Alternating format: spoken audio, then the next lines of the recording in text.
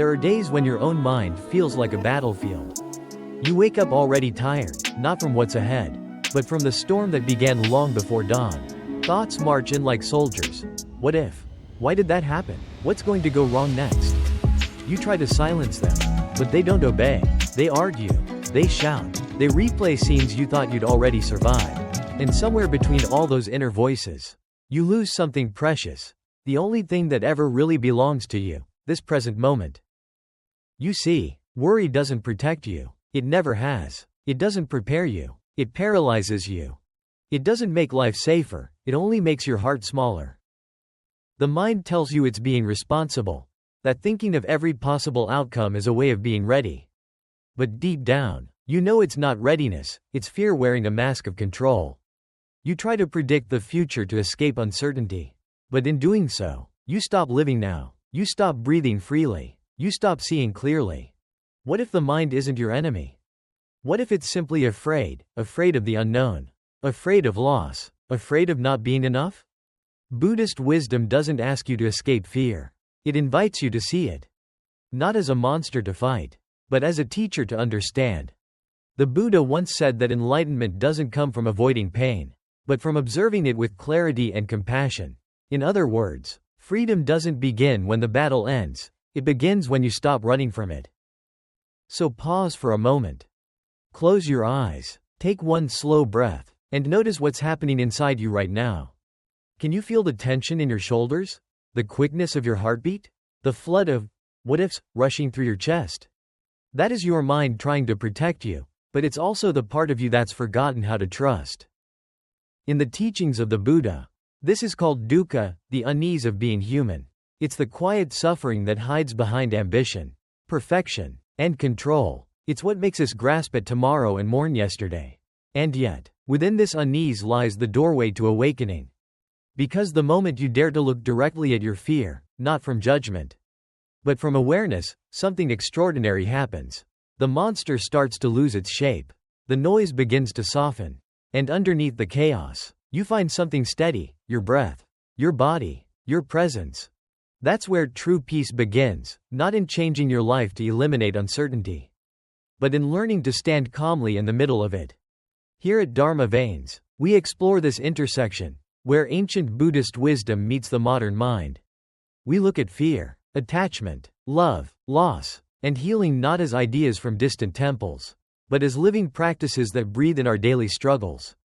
Because in the end, spirituality isn't about escaping the human condition, it's about embracing it fully. To feel the fear and still stay open. To hear the noise and still return to silence.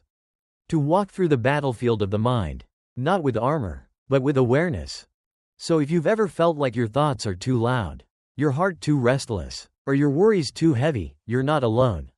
This space was created for you. Together, we'll learn how to sit in the middle of the storm and remember. You are not the chaos inside your head. You are the sky that holds it. Breathe. Be here. And let's walk this path, one mindful step at a time. 1. The thief. There are nights when you lie in bed, staring at the ceiling, and your mind feels like a storm that never ends. 1,000 questions rush through your head like traffic that won't stop.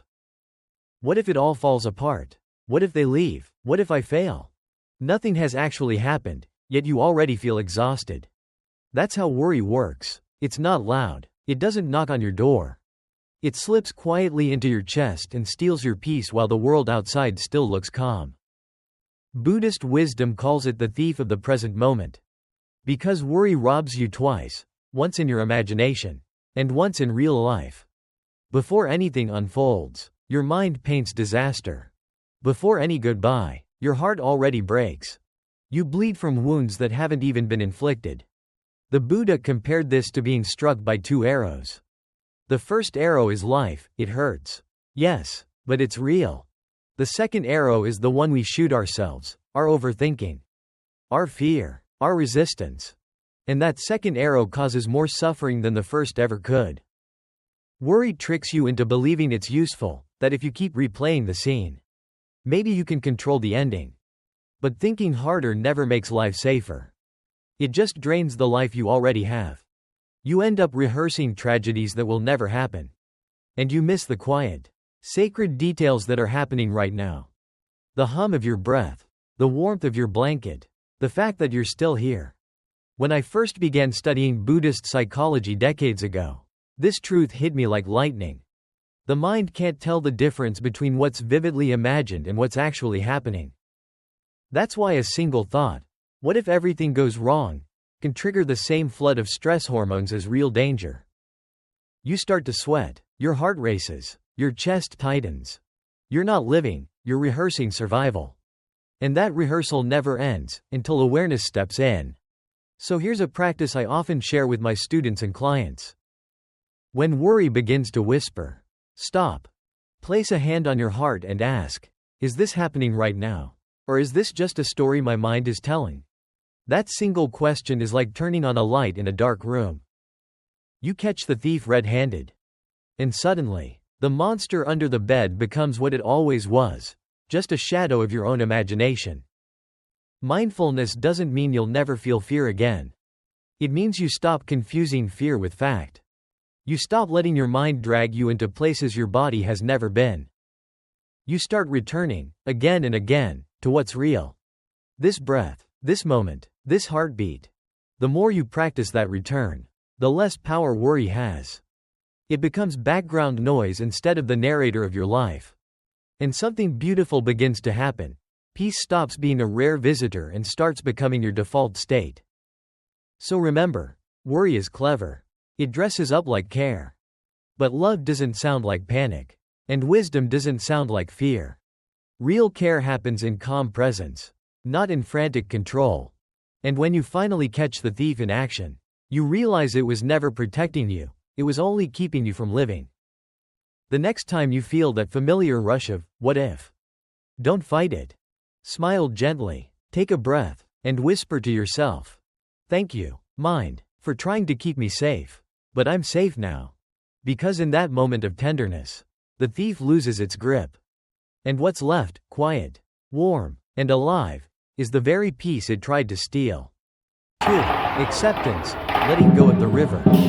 For most of my life, I believed that if I could just control everything, plan perfectly, predict every outcome, then nothing would go wrong. I thought peace came from order, from mastering the chaos around me. But life, as it turns out, has never agreed to follow our plans. It flows according to its own mysterious rhythm, and the harder we try to grip it, the faster it slips through our fingers. Imagine a river. When you fight against the current, every muscle tightens, every breath shortens, and panic grows. You're trying to outswim the water. But the water isn't your enemy, it's simply doing what it's meant to do. Move. The more you resist, the more you sink. But the moment you let go, just loosen the fists. Release the struggle. The same current that frightened you begins to carry you. That's what acceptance feels like. It's not defeat, it's trust in motion. Buddhist wisdom calls this upekkha, equanimity. It's the calm that comes when you stop demanding that life obey your script. Acceptance isn't passive resignation, it's active peace. It's the courage to breathe in the middle of uncertainty and say, even this belongs. Because the truth is, control is an illusion. We don't command the weather, the choices of others, or even the next thought that arises in our mind. And yet we live as if tightening our grip could make the storm disappear. The more you try to manage every outcome, the smaller your world becomes. You spend your energy predicting, preventing, and protecting, when all life ever asked of you was to participate. Control feels safe, but it's heavy. It turns every day into a battlefield between what is and what you wish it would be. Acceptance, on the other hand, is light. It doesn't fix everything, it frees you from needing to. In my years of studying and practicing Buddhist psychology, I've seen this pattern in everyone, from monks to CEOs, parents to students. We exhaust ourselves trying to engineer a life without discomfort. But suffering often begins not because life hurts, but because we refuse to let it be what it is. The Buddha once said, peace comes when we stop clinging, not when everything is perfect, but when we stop insisting that it must be. So, what does letting go look like in real life? It's that moment when plans change, and instead of spiraling, you breathe. It's when someone doesn't meet your expectations, and instead of shutting down, you choose compassion. It's when you lose something dear, and instead of fighting the pain, You hold it gently and let it teach you. Try this. When life feels out of your hands, close your eyes, inhale slowly, and whisper, "This moment is unfolding exactly as it needs to. I don't have to control it. I only need to respond with peace." You'll notice your shoulders drop. Your breath deepens. The war inside softens. Letting go doesn't mean giving up, it means making space. It means trusting the intelligence of the river more than the fear of drowning. It means realizing that life isn't a puppet for you to manipulate, it's a dance inviting you to move with it. And somewhere between surrender and flow, you'll discover what you were chasing all along. Not perfection, not certainty, but the simple, quiet relief of being able to breathe again. 3. Gratitude, the warmth of ordinary things. When we stop being grateful, worry quietly slips back in. It creeps through the cracks of, "not enough," and, "what if?" whispering that something is missing. But if you pause, just for a moment, and really look, you'll see that life is still offering you little gifts everywhere. The way morning light spills through a half-open window. The warmth of a cup resting in your palms. The gentle smile of someone who still believes in you. Gratitude is the simplest form of meditation. You don't need a temple, incense, or silence, just attention. Because it's impossible to be fully grateful and deeply afraid in the same breath. Gratitude and fear cannot live together. One softens the other until the heart remembers how to open again. In Buddhist practice, gratitude isn't about pretending everything is perfect. It's about recognizing what's already here, the good that quietly exists even in the middle of uncertainty. The Buddha taught that the quality of our mind determines the quality of our world. When the mind keeps counting what's missing, suffering multiplies, but when the mind turns toward appreciation, life expands. The same moment, seen through grateful eyes, becomes brighter, calmer, kinder. I remember a monk once told me, "Every breath is a miracle that most people sleep through." At first I thought he was being poetic, but decades later, I understand. The most sacred experiences are usually the ones we overlook because they seem too small to matter. Gratitude is how we wake back up to them. You can make it a ritual, something quiet, personal, and real. Each morning, before the noise begins, whisper 3 things you're thankful for. They don't have to be grand or spiritual. Maybe it's the softness of your pillow, the taste of warm tea, the laughter of your child down the hall. The act itself reshapes the mind. It trains your nervous system to notice blessings instead of threats, enough instead of lack. Over time, the body begins to relax, the breath deepens, and the heart learns that safety doesn't come from control, it comes from appreciation. And when you inevitably find yourself drifting into worry again, don't scold yourself. Simply pause and remember, I can't be both anxious and grateful right now. I choose gratitude. Then name one small thing, just one, that's quietly supporting you in this moment. The chair that holds you, the breath that moves you, the sunlight touching your face. That's how fear begins to melt, one ordinary miracle at a time. Gratitude doesn't erase your challenges, it changes your relationship to them. It turns, "Why me?" into, "Thank you for showing me what still matters." When you practice this kind of seeing, life feels warmer, fuller, more alive. You realize that peace was never hiding in distant dreams or perfect plans, it was waiting. All along, in the simple, steady heartbeat of the present moment. 4. Stop pleasing. Don't borrow other people's eyes to see yourself. Maybe you know the feeling of always being the nice one. You say yes when you mean no. You smile even when you're tired. You try to anticipate what everyone else wants so no one will be disappointed. At first it looks like kindness, but deep inside, it starts to feel like a slow, quiet erasure of your own life. You begin to forget what your own voice sounds like. You start living as a reflection in someone else's mirror. Buddhist wisdom is clear about this trap. The Buddha once said, "If you live by praise, you will die by blame." That isn't a warning against kindness, it's a warning against losing yourself. As long as your peace depends on how others see you, your peace is never really yours. It belongs to the shifting weather of their opinions, praise today, blame tomorrow, and you caught in between. There's a reason why trying to please everyone feels so exhausting. It isn't just about effort, it's about self-abandonment. Every time you bend yourself to fit someone else's approval, you step further away from your own center. You end up carrying the weight of 100 expectations while your own truth grows silent. But here's the turning point. The moment of quiet rebellion. The day you decide that your inner calm is more important than their approval. That's the day you truly begin to live. This doesn't mean becoming rude or cold. It means becoming authentic. It means speaking gently but honestly. It means making choices that align with your values even when others don't understand. Buddhist practice calls this returning to your own refuge. It's the courage to stand still while praise and blame swirl around you like wind. It's the wisdom to ask not, will they like me? But, does this bring me peace? It's the compassion to offer kindness without selling your soul for it. You can start small. The next time you feel the urge to say yes just to keep the peace. Pause. Place a hand on your heart and ask, is this true for me?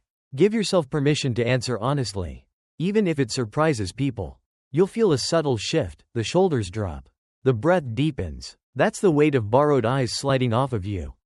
Freedom doesn't arrive all at once. It comes choice by choice. Boundary by boundary. Until your life starts to feel like your own again. And when it does, you'll notice something beautiful. The people who remain in your orbit love you for who you really are. Not for the mask you wore to fit in. This is the hidden promise inside Buddhist wisdom about praise and blame. You don't have to earn your worth through constant performance. You were already enough before you tried to impress anyone. The moment you stop chasing approval and start choosing authenticity, you step into a quieter, steadier kind of power, the power of belonging fully to yourself. That's not selfish, that's freedom, and it's the beginning of a life where your peace no longer depends on borrowed eyes. 5. Move the body, coming home to yourself. When your mind feels heavy, stop trying to think your way out of it, move. We spend so much of our lives trapped inside our heads, circling the same worries, analyzing every emotion, replaying every word, but the body is wiser than the mind remembers. When the mind is full of noise, the body knows the way back to silence. In Buddhist practice, movement is not about exercise or achievement, it's about reunion. It's how you remind yourself that you are not just a swirl of thoughts, you are breath. Pulse, gravity, rhythm, every step can become a small prayer. Every inhale a homecoming. When I lived for a time among monks in the mountains of northern Thailand, I would often watch them practice walking meditation at dawn, barefoot on the wet earth. Their pace was slow, almost poetic. With each step, they would breathe in and silently whisper, I have arrived. With the next, they'd breathe out and whisper, I am home. There was no destination. The path itself was the practice. You can do the same. Wherever you are, when the mind begins to spin its stories about the past, the future, what might go wrong, pause. Stand up. Feel the ground beneath your feet. Inhale. Feel the air entering your chest. Exhale. Let your shoulders drop. Then take one conscious step. And another. Don't rush. Don't count. Just listen. Hear the sound of your own feet touching the floor. Hear your breath returning to its natural rhythm. Feel how your pulse slowly steadies. How your heart begins to match the pace of the earth. This is what Buddhist teachers mean when they say the body is the doorway to the present moment. You don't have to escape your mind, you just have to include your body in your awareness. When you move with mindfulness, the world around you begins to soften. The wind doesn't just pass, you feel it. The sunlight doesn't just hit you, you absorb it. The air, the ground, the movement, they all start speaking the same language, now. And something shifts inside you. The thoughts are still there, but they're no longer in charge. The body becomes the anchor, and the mind finally gets to rest. So when your heart feels too full, when the weight of thinking becomes too much to bear, remember this simple practice. Walk slowly. Breathe deeply. With every step, whisper to yourself, I'm coming home. Because that's what you're really doing, not exercising, not escaping, but returning to the one place peace has always been waiting. Inside your own body. In this breath. In this moment. 6. Let go of perfection, blooming from the mud. The lotus never asks for clear water. It rises through the mud, reaching toward the light, and somehow still blooms, radiant, pure, untouched by the dirt it grew from. So why do we, unlike the lotus, despise our own mud? Somewhere along the way, we began to believe that being human meant being flawless. We learned to hide our mistakes, to edit our stories, to earn love by never slipping. But perfection is a prison disguised as virtue. It whispers, when everything is finally right, then you can rest. Yet the finish line keeps moving. No matter how much you fix, achieve, or polish, there's always another crack you think you must cover. Buddhist wisdom turns this belief upside down. The Buddha never promised perfection, he promised clarity. He taught that peace doesn't come from avoiding imperfection, but from seeing it clearly, without judgment, without shame. Our flaws aren't proof of failure, they are proof of life. They are the soil from which understanding grows. When I first began meditating seriously, I thought enlightenment meant cleaning up my humanity, becoming calm all the time, wise all the time, kind all the time. But practice doesn't make you superhuman, it makes you beautifully human. You start to notice your impatience, your fear, your pride, and instead of condemning them, you bow to them. You realize they, too, are teachers. The lotus is a symbol in Buddhist art for this very reason. It reminds us that wisdom blooms not because life is clean, but because we have the courage to grow in the middle of the mess. The mud isn't separate from the flower, it's the condition that makes the flower possible. So today, instead of striving to be perfect, just be present, sit quietly, place a hand over your heart, and whisper, I release the need to be perfect. I choose to be here. Feel the warmth beneath your palm. That warmth is life. It's your heart still beating despite everything. Still loving despite every scar. Perfectionism makes us rigid, compassion makes us whole. The moment you soften toward yourself, healing begins. The cracks in your armor become openings where light can enter. The voice that used to say, not enough, starts to fade into something gentler. I'm learning. I'm growing. I'm still worthy. Let go of the illusion that you must have it all together before you can be at peace. The lotus never waited for clear water, it simply trusted the process of rising. You, too, can rise from your own mud, messy, human, and utterly beautiful. 7. One day at a time. Just this moment. We aren't tired because of today. We're tired because we've been carrying yesterday and tomorrow at the same time.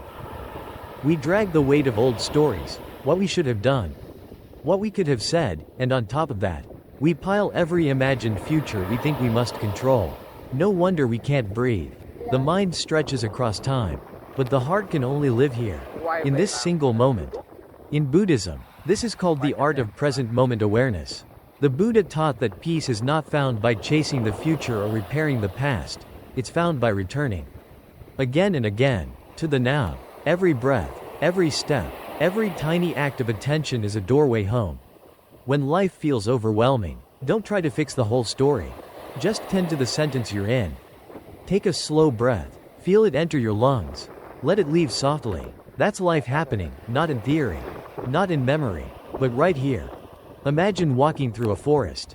You don't need to see the entire path to move forward. You only need to see the next few feet. That's enough. The rest reveals itself as you go. The same is true for your life. You don't have to have it all figured out. You just have to take the next kind step. In my years of teaching mindfulness, I've met countless people chasing a peace they can't catch because they're sprinting past it. They say, I'll relax when things settle down, not realizing that peace isn't the reward at the end of control, it's the result of being present through uncertainty. So when your thoughts start racing, when you feel the pull of 1,000 unfinished stories, pause. Ground yourself in something simple and real. Touch the table beneath your hands. Listen to the sound around you. Feel your feet against the floor. Whisper quietly to yourself. Just this moment. Just this breath. Just this step. You don't have to climb the whole mountain today. You only have to take the next mindful step. Because when you live fully in one step, one breath, one moment, life unfolds on its own. The monks often say, if you take care of the moment will take care of the day. That's how calm grows, not as an achievement, but as a rhythm. Each time you come back to the present, you reclaim a little more of yourself from the noise of time. So lighten the load, set down yesterday, leave tomorrow where it belongs. Let today be enough. Because peace doesn't live in some distant someday, it's waiting quietly here. Inside the only moment you truly have. 8. You don't need to be understood, the freedom of a clear heart. Even the Buddha was misunderstood, and he still smiled. That truth has comforted me more times than I can count. Because being misunderstood might be one of the quietest pains of being human. You try to explain your heart, but your words twist on the way out. You mean well, yet someone still takes it the wrong way. You walk away replaying the moment, wishing you could make them see who you really are. But here's what Buddhist wisdom gently reminds us. Misunderstanding isn't failure, it's part of the human condition. People don't see you as you are, they see you through the lens of their own stories, fears, and experiences. You could speak with complete honesty, with kindness in your tone, and still, someone will hear what their past allows them to hear. That's not your fault, it's simply how perception works. When I was younger, I exhausted myself trying to correct every misconception.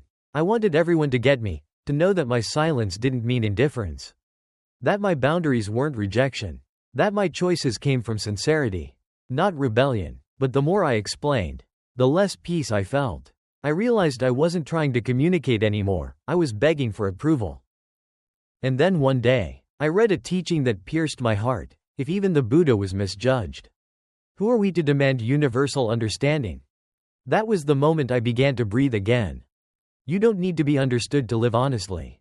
You don't need validation to be at peace. When your intention is pure, that's enough. The heart knows. The heart always knows. In Buddhism, clarity of intention is everything. When your motives are rooted in compassion, when your words arise from mindfulness, when your actions come from sincerity, that's all you can truly offer. What others do with it is their karma, not yours. So the next time someone misunderstands you, instead of rushing to defend yourself, pause, place a hand over your chest and ask, was my heart clear? If the answer is yes, then let it be. Let silence speak for you. Let time reveal the truth in its own way. And if you feel the sting, because you will, breathe into it. Feel the ache, but don't let it turn to bitterness. Compassion begins right there, in that tender space where you wish to be seen but choose to stay kind instead. Remember, you don't owe anyone a smaller version of yourself just to be accepted. You don't have to bend your light so it doesn't blind someone still sitting in their shadow. Stand gently in your truth. Live so that your peace is louder than your explanations. Because one day, you'll look back and realize that not being understood didn't break you, it refined you. It taught you to listen to your own heart more than to the noise around you. And that's where real freedom lives. Not in convincing the world to understand you, but in understanding yourself deeply enough that you can smile. Just as the Buddha did, calm, steady, and untouched by misunderstanding. And now, take one last breath with me. Inhale slowly, feel it enter your chest. Exhale gently, let it carry away the last trace of tension. Remember this truth. Worry is a habit, peace is also a habit. Whichever one you practice more, becomes your life. You don't need a completely different life to be happy. You only need a different way of seeing the life you already have. When you begin to see through the eyes of mindfulness, the ordinary becomes sacred. The same sunrise, the same rain, the same quiet heartbeat, suddenly feel like blessings instead of burdens. As the sound of the meditation bell fades into silence, may you feel a gentle wish arising from the heart of compassion. Not just from me, but from the timeless voice of the Buddha himself. May all beings be free from fear. May all beings find peace in their hearts. May all who suffer, in war, in disaster, in hunger, or in loss, be touched by light, be met with kindness, and be held in the embrace of awakening. Wherever you are in this vast world, whether you are watching from a quiet room, or from a place touched by pain or uncertainty, know that this prayer includes you. You are not forgotten, you are not alone. Just as the river carries every drop toward the ocean, may your heart be carried toward peace. If this message touched you today, I invite you to share your reflection below. How do you practice peace instead of worry in your own life? What helps you come back to the present when fear takes over? Your story might be the light someone else needs to hear tonight. And if this teaching resonates with you, please remember to like, subscribe, and share it forward. Not for numbers, but for the simple act of passing peace from one heart to another. Here, at Dharma Veins, we walk together, one breath, one insight, one act of kindness at a time, toward a quieter mind and a freer heart. May you walk gently. May you see clearly. May you rest in the stillness that has been waiting within you all along. The meditation bell rings softly, fading into silence. The screen slowly fades to black. Dharma Veins. Where ancient wisdom meets the modern mind.